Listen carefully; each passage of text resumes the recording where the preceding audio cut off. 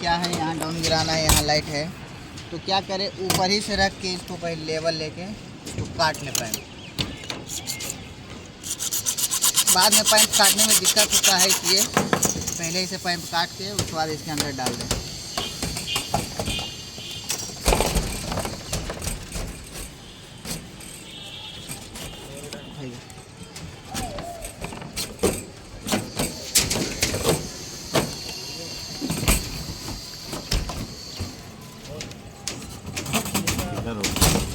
ठीक है, अब यहाँ सिलेक्शन लगा के इसको पहले क्लियर कर लें।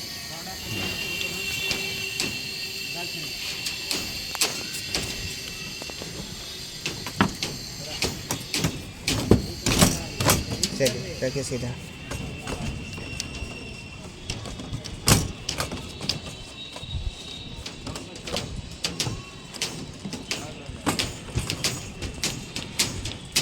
घुस गया है, अब ठेलिए इधर।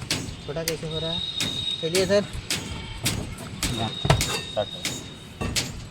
कट रहा था, ठेलिए अब, है ना, ठेलिए आ जाएगा। चलिए ठीक है, हो गया है।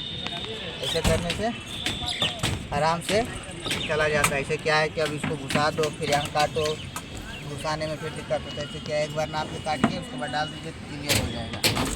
चलिए इधर का मेरा काम पूरा फाइनल हो चुका है सर। करिए, सब सूख जाएगा। चलो अभी देखा आ जाइए उधर, अब चलिए फॉलो नहीं, चलिए ऐसे हमारा सब सामान